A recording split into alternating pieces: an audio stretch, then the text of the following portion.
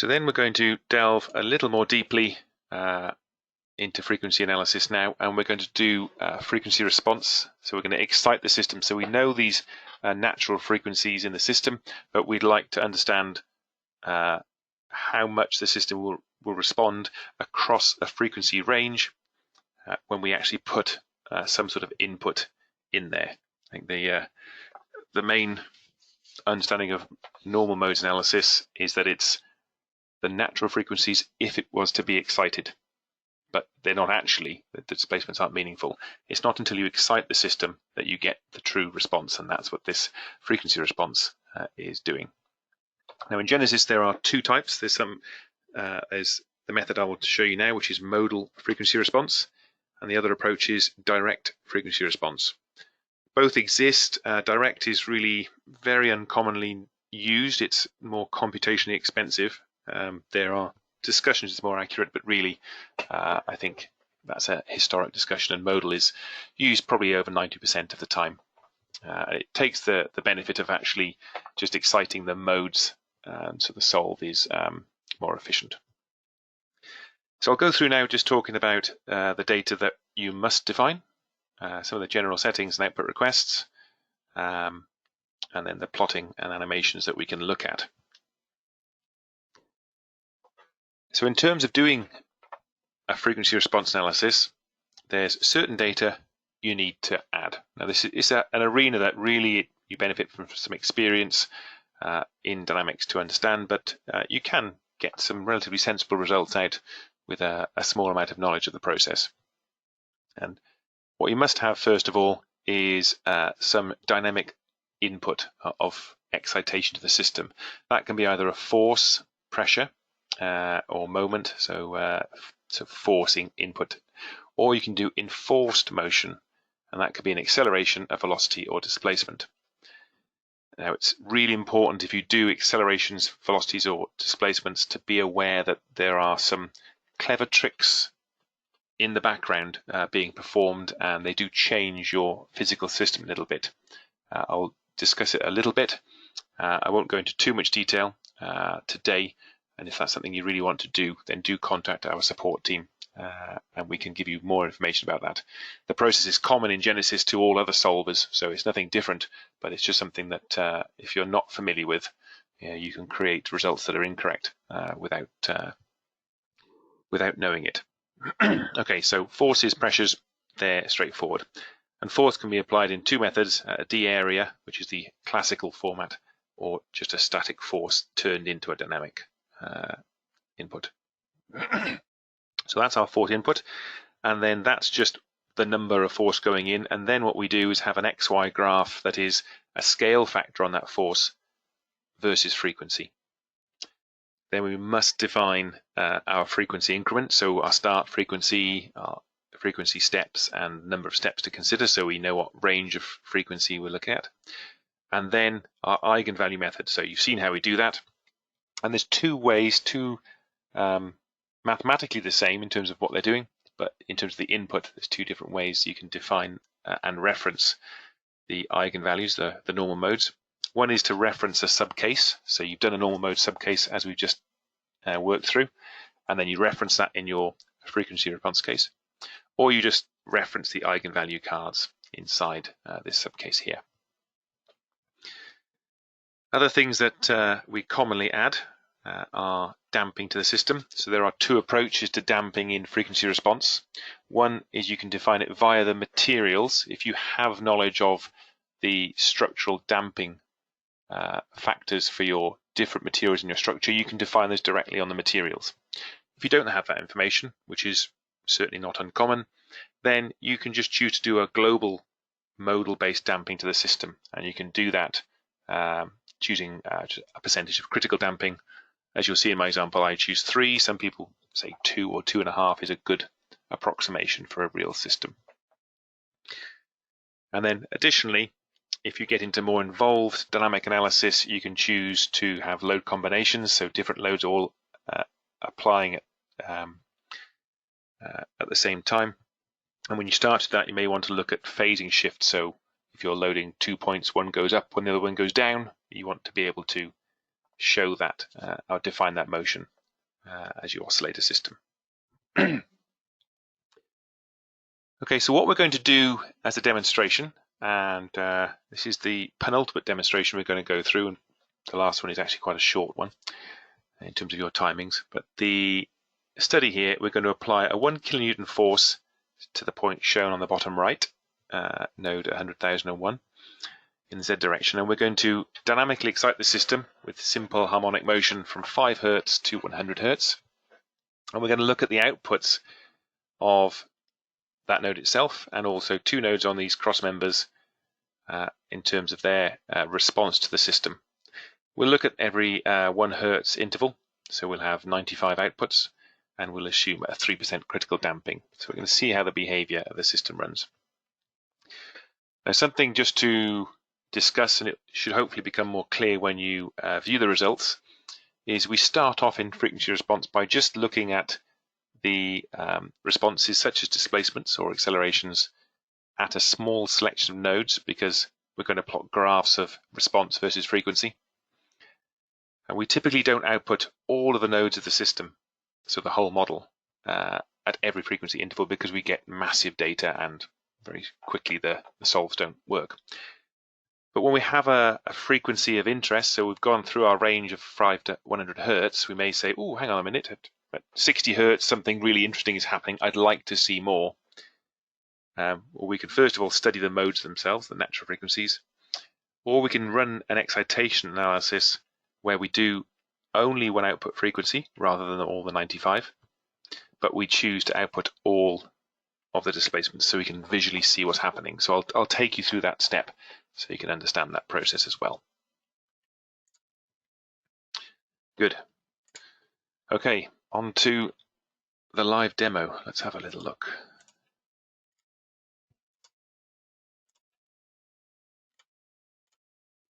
Frequency response and floor. So here it is. So here's my model. I've got my node here. I'm going to excite, and I've got nodes here and here. I'm going to find the response. So if we work our way through the required data, in this case I already have the normal modes, which is the one that you saw me set up a moment ago. So we'll reference that in time. And then we have a section here called frequency response data. So this is where we define our inputs. So first of all, I'm going to choose to use the classical d-area option to define my force input. So I'll put 1 kilonewton force. And if we look at that, it's this node here that we want to define.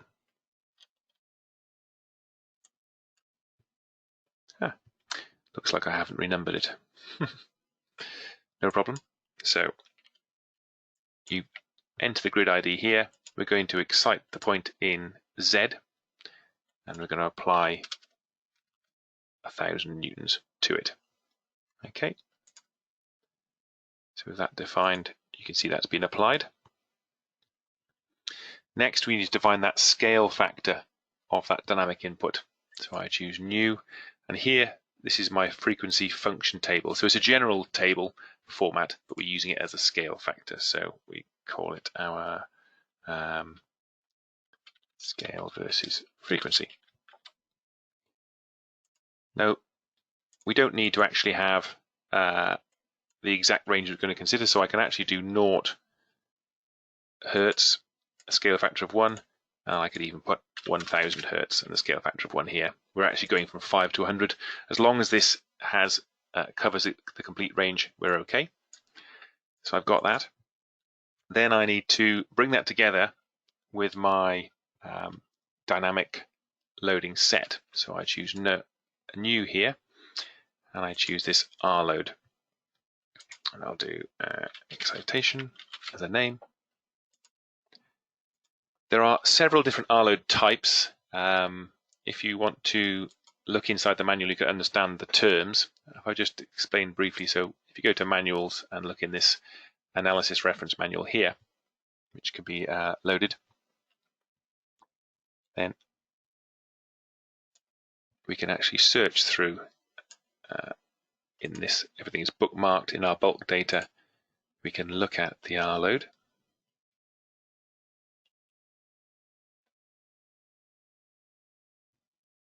Test my knowledge of the alphabet before I get there. So you see the R loads. Now, essentially, what it's basically going into, and I'll let you study this in your own time, is the excitation is simple harmonic motion with complex terms if you want to do delays or phase, so put things out of time. So if you're not defining any delay or phase, then you can pretty much choose any of the R load cards that you want. It's only when you go into more advanced settings that it becomes important. So here, just out of habit, I choose R load 2. In this case, you can see here we've got the options of the type of loading, so it's a force or load driven, and that then allows me to choose my D area card here. And then my TB is my table, so that's my scale factor. So this is telling me 1 kilonewton with a scale factor of 1 across the frequency range. That is now done. The next thing I need to do is define my frequency range that I want the solver to consider. So here I can do frequency here. I'll do just a freak card. Frequency 1 is only allowing 1 frequency output. Freak 1 here means I'll start at 5 Hertz. I'm going to move at an increment. This DF means frequency increment, and I'm going to choose 95 of them, and that will get me to 100 Hertz. And the last thing I want to do in my setup is damping, so I'll just choose damping.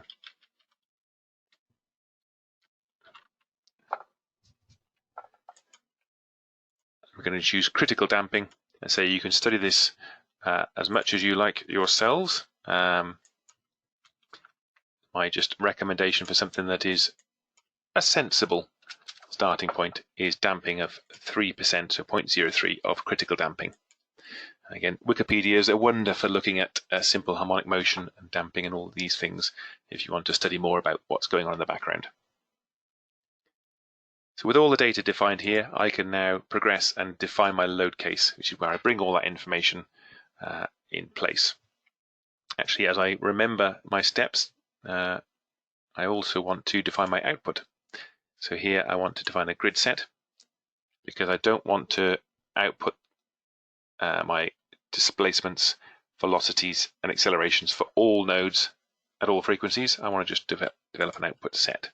So I'll just call an output set here in grid sets. And I will pick the nodes I want. Oops. That one.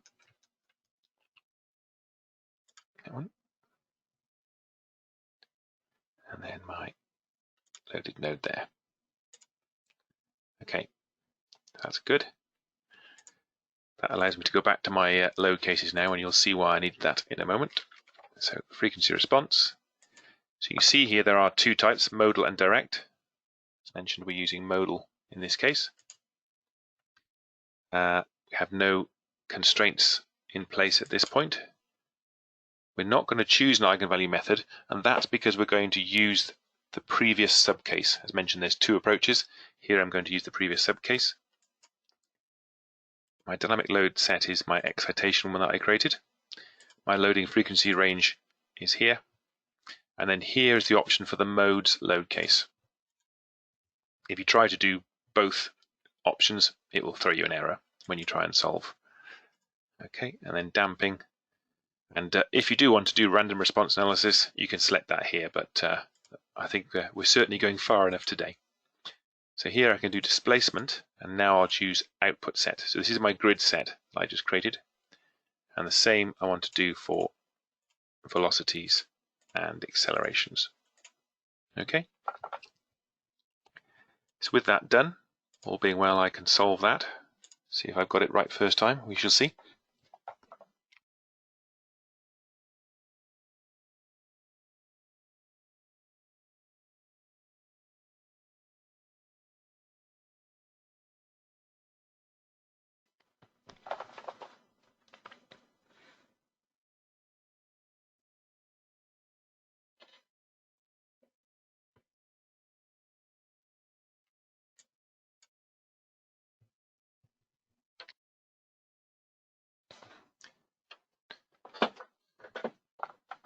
It's amazing, even after presenting for an hour and 45 minutes, 25 seconds of solving does feel so long.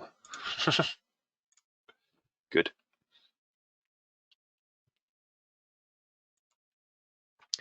So now that's been imported, what you'll find is if you look in the results data set, these are our modes that we had earlier. We've now got just 3 small result sets: displacement, velocity and acceleration from the frequency response we've just done. These are the modes that we've requested in the first subcase. And if you try to go to deform mesh color mesh, you'll find those cases are not present. You can't see them anywhere. And that's because they're considered separately. So these are XY plots we want to look at. So I have access now to a frequency response plotting tool. And here you basically have a process of getting to the menu and you choose new to create a new plot. And you can create multiple plots inside Design Studio and work with them. So in this case, I'm going to choose magnitude and phase. And that's going to be the amount the nodes are moving and their phase in terms of 360 degrees of motion around the simple harmonic motion principle that we have. So I create the graph, and it's created as an empty sheet to start with, as you can see, magnitude and phase, and then I can add my graph. So I'm actually going to study here the velocities, just because that's what I'm after at this moment. And here, so that's my excited node, and these are my 2 output nodes. And here, this is the component of the nodes I want to output. So here it's the Z displacement, so translation 3 I'm after. Good. And this is what I get. So I can start to see that actually I've got responses very clearly at around about 12 Hertz, and around about 18 Hertz, and around about 24 Hertz. So these are the responses where the modes are being excited, and we'll just check the modes in a moment to see those.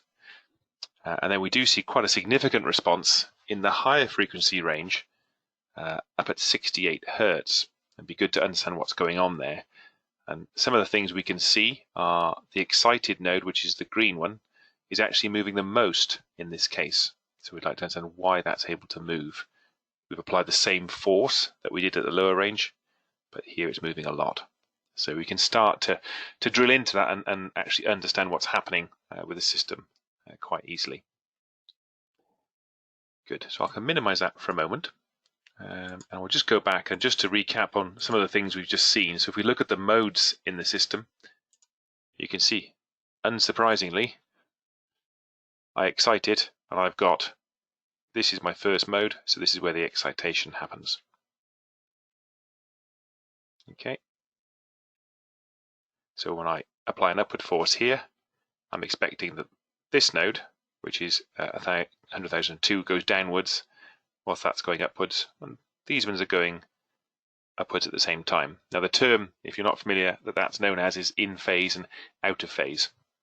So what we'd expect to see is the loaded node has the same phase angle as this one here. So let's look at that and see if we can see what's going on in our graphs. So down at 12 Hertz, loaded node is the green curve, and at 12 Hertz, which is here, yes, that one, and number 3 I should say, are in phase. So they're actually out by 360 degrees, which is in fact exactly in phase. So now if we go back to this point here, and we want to see what's happening in the system, we can now do a frequency response solve just at that one frequency and visualize it. So what I'm going to do is show you how you can do that. So you've got our first load case. We're going to just create one bit of additional information in our frequency response data, which is a new freak card. So I'm just going to create a new output frequency. There it is, loading frequency. And we'll call it 68 Hertz as an output. And here we'll just simply type 68. So only one frequency. And then what we can do is we can take our frequency response load case and do a copy of it. and we'll just call it FR68. All the rest of the data is the same as before. We're just changing the output to this.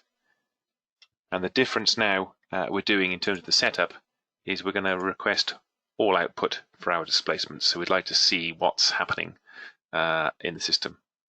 Now, one thing in terms of inside what's in Genesis, it's not currently possible to visualize the stresses and strains on a graphical point of view. You can ask them as outputs and read them and plot them in XY, but not as a contour. In version 19, which is due out in just a few months, you can plot the strain energy and have that as a contour animating on your frequency plot that we're about to generate. So that's just worth keeping in mind in terms of our post-processing as we start to dig a bit deeper into our part. Okay, so this will solve just for another 25 or 30 seconds.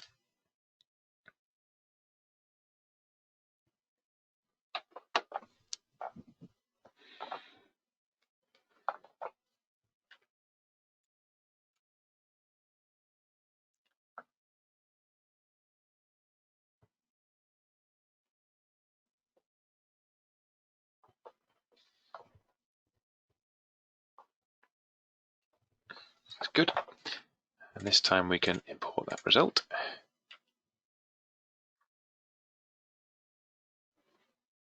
And this post-processing is something actually one of our experienced customers got caught out with recently.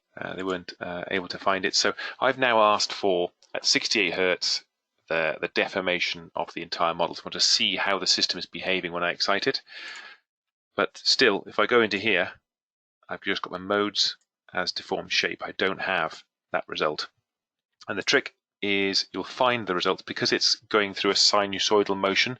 I want to create a correct animation of that real and imaginary component of displacement. Inside Design Studio, you actually access that through this animation menu. So here we can choose to plot the frequency response displacement. Okay, and if I want to do a contour of that displacement, you'll see if I go down here, I can put various contours on plot, but the one that relates to frequency response is this one here. And so you'll find in Genesis 19, there'll be strain energy you can plot on here as well. If you want to make a nice animation, you can see that we can create 36 frames to create that harmonic motion. And what I want to do is look at my displacements for this test. I've got the right result. 7. Oh. Sorry, I thought my family had been very good actually through the whole call. They just walked in halfway through. Why do I not see the results I'm expecting to see? Have I requested the wrong results? Just bear with me. Lowercase 7. Post all displacement. They should be there. Lowercase 7 displacement. There we go. Found it in the end. It was my own stupidity. And here I choose those. So what I've chosen twice there is the load case and the frequency, of which there's only one, for the deformed shape as the first selection, and then the contour for the second selection. And then we can just animate that. So here, this is what's happening to the system at 68 Hertz. And actually you start to understand now when we're exciting, we've actually got a small section of our floor at the point where it's being excited, so it's a very low mass compared to the whole system, is able to resonate, and that's why we're seeing such a high response of the loaded point in our system. Okay, so that's a bit of an introduction to the mechanics of frequency response. It is a little more of an advanced section, but nonetheless important in many applications today. And as things get lighter, we need to do vibration a lot more because we need to make sure it doesn't sound unpleasant when we're sitting in our vehicles and so on. Okay, so that covers all those topics there. Just some points, very small pointers really. If you are doing a frequency response analysis, then De-area is the classical approach for forces. It has some advanced capabilities, so you can apply excitations as pressures to fluid grids if you're doing acoustic modeling, or to S-points, scalar points if you're doing something a little bit more advanced in your modeling approach.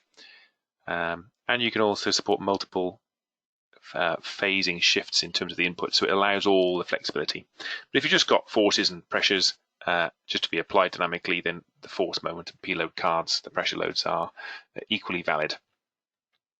If you're going to use enforced motion, be it acceleration or velocity, and enforced acceleration is something that's quite desired. You think, oh, I'll put 1g of input in there. Just be aware of how that motion behaves. We've got a system that is freely supported on natural frequencies, and to apply enforced motion, it's a relatively understood process in frequency response, is we actually use something called a seismic mass approach. It's a little bit bonkers, but basically what we're doing is the point where I want to enforce an acceleration, I actually numerically inside the solver add a mass that is typically around about 1 million times higher than the model that I'm actually solving, and then I apply a force that would move that at that 1g acceleration.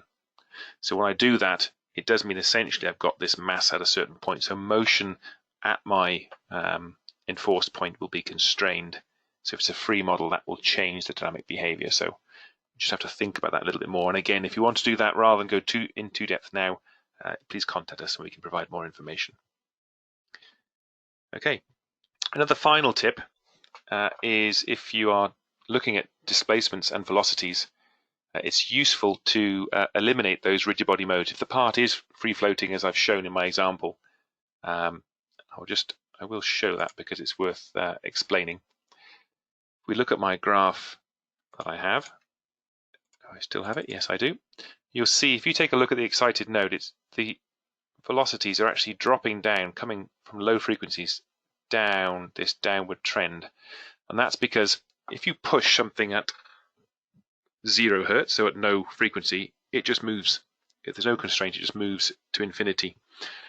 So you get this what's called rigid body motion. So if we don't want to have this visible in our velocities or displacements, then all we do to eliminate them is simply enter a lower frequency of 1, and that means without constraining the model, which is not the desirable answer, we just remove the inclusion of those rigid body motion modes from the frequency response solve. Okay, good.